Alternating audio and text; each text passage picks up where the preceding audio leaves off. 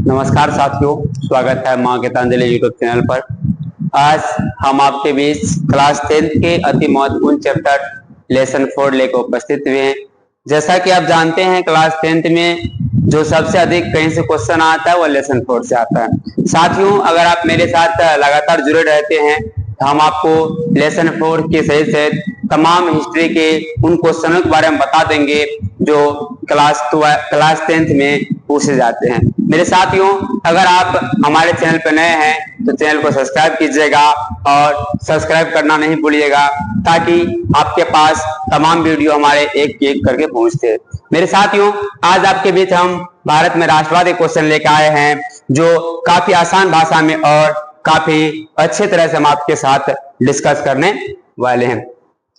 मेरे साथियों देखिएगा, हमारे पास भारत में राष्ट्रवाद का एक लेसन है जिसमें हम लोग पढ़ेंगे भारत में राष्ट्रवाद क्या होता है।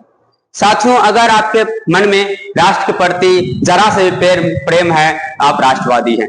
देखिए यहाँ पे पहला ही क्वेश्चन है, राष्ट्रवाद क्या है।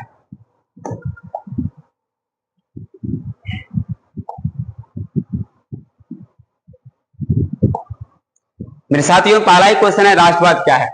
तो राष्ट्रवाद क्या होता है? राष्ट्रवाद का शाब्दिक अर्थ होता है राष्ट्र चेतना का उदय। यह एक ऐसी सामाजिक परिकल्पना है जिसमें कोई व्यक्ति बिना अपना फायदा देखे अपने देश के प्रति सोचना शुरू कर देते हैं, उसके अंदर देश के प्रति लगाव उत्पन्न हो जाता है, उसे राष्ट्रवाद कहते हैं। मेरे साथियों, हाँ जी, आपको अभी तुरंत हम बोले राष्ट्रवाद क्या होता है। अगर आपके प्रति देश के प्रति आपके मन में लगाव है या भावना है तो आप राष्ट्रवादी हैं, आप राष्ट्रवाद है। आसान भाषा में और बिल्कुल ही नए और अपना लैंग्वेज में हम आपको अगर बताएं तो राष्ट्रवाद का एक ही अर्थ होता है, राष्ट्र के प्रति चेतना जागृत करना।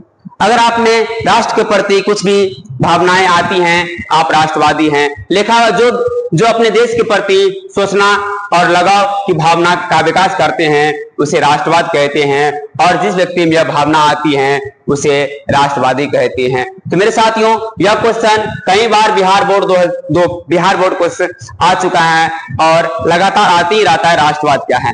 आप इसे आराम से याद कीजिएगा। वैसा व्यक्ति जो राष्ट्र के प्रति कुछ सोचना प्रारंभ कर दे उसे हम लोग राष्ट्रवाद कहते हैं। आगे चलते हैं मेरे साथियों।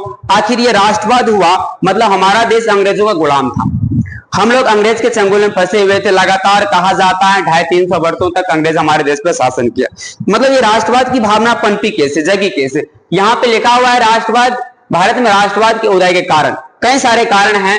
मतलब भारत में राष्ट्रवाद का शाब्दिक अर्थ राष्ट्र चेतना का उदय होता है, और जिसमें राजनीतिक कारण, धार्मिक कारण, बौद्धिक कारण और सांस्कृतिक कारण ये राष्ट्रवाद के विकास का कारण है। मेरे साथियों, जी हाँ, आपको हम बताएंगे राष्ट्रवाद का जो विकास हुआ उसमें राजनीतिक कारण का क्या योगदान है, उसमें सामाजिक कारण का क्या योगदान है, उसमें बौद्धिक कारण का क्या योगदान है, उसमें सांस्कृतिक कारण का क्या योगदान है। जी, आपको एक एक करके इन तमाम टॉपिकों पर चर्चा किया जाएगा।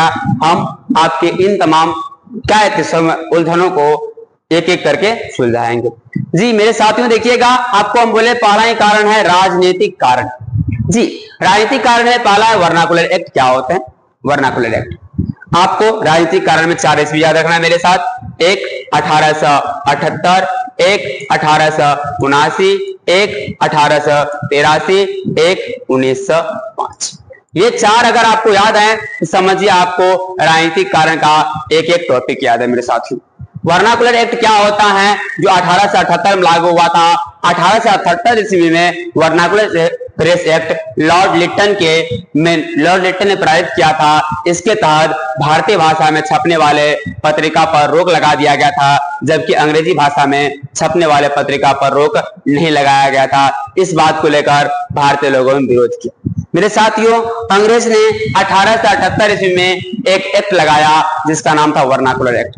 वर्नाकुलर एक्ट एक ऐसा एक्ट होता है जिसमें यह कहा गया था कि भारतीय लोग अपने भाषा में पेपर नहीं छपेंगे, बल्कि पेपर तो छपेंगे लेकिन अंग्रेजी भाषा में।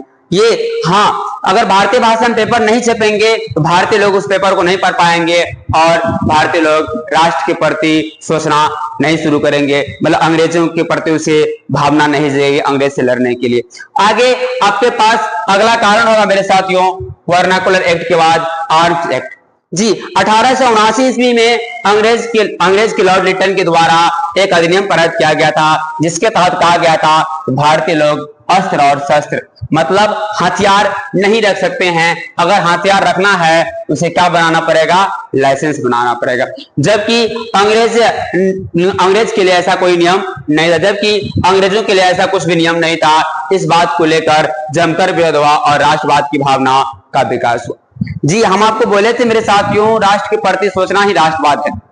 अगर आप राष्ट्र के प्रति सोच रहे हैं तो राष्ट्रवाद है। राष्ट्रवाद फैलने के कई सारे कारण है। पहला कारण है वर्नाकुलर एक्ट, दूसरा कारण आर्म्स एक्ट। तो आर्म्स एक्ट क्या होता है, इस एक्ट के तहत अंग्रेजों ने ऐसा कहा कि भारतीय लोग अस्त्र और शस्त्र नहीं रखेंगे। अगर उसे अस्त्र और शस्त्र रखना है तो उसे क्या करना पड़ेगा, अंग्रेजों से लाइसेंस लेना पड़ेगा, जबकि अंग्रेजों के लिए ऐसा कुछ भी रूल नहीं था। आगे बढ़ते मेरे साथियों, अगला होगा एल्बर्ट बिल। एल्बर्ट बिल 1883 ईस्वी में पारित हुआ था। इस अधिनियम के तहत ऐसा कहा गया था अगर अंग्रेज और भारतीयों के बीच में कोई मुद्दा लेकर लड़ाई होता है तो उसका फैसला अंग्रेज की जज करेंगे। जाहिर सी बात है, वही बात हुआ अगर राम और मोनू के बीच में लड़ाई होगा तो फैसला कौन करेंगे, राम के पिताजी करेंगे। अगर राम के पिताजी करेंगे तो जाहिर सी बात है राम के पक्ष में ही फैसला जाएगा।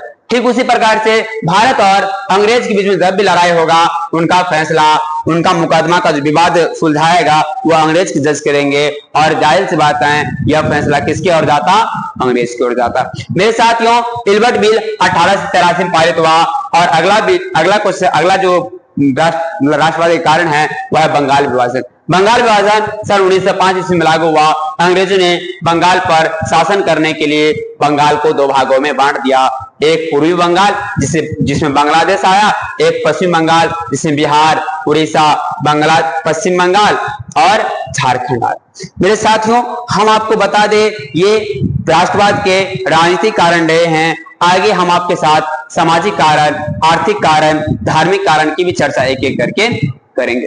फिर से एक बार बता दें, अगर आपके मन में राष्ट्र के प्रति चेतना जागृत है, आप राष्ट्रवाद हैं। राष्ट्रवाद फैलने के कई सारे कारण रहे हैं, सामाजिक कारण, आर्थिक कारण, राजनीतिक कारण, धार्मिक कारण और भी कई सारे कारण है, सैनिक कारण, जिसमें हम लोग पहला पढ़ रहे थे अभी राजनीतिक कारण। राजनीतिक कारण में पहला ही है वर्नाकुलर एक्ट। दोस्तों यह भी क्वेश्चन आता है वर्नाकुलर एक्ट क्या होता है। उनके बाद अगला यह भी क्वेश्चन आता है आर्म्स एक्ट क्या होता है, इस बारे में चर्चा करें।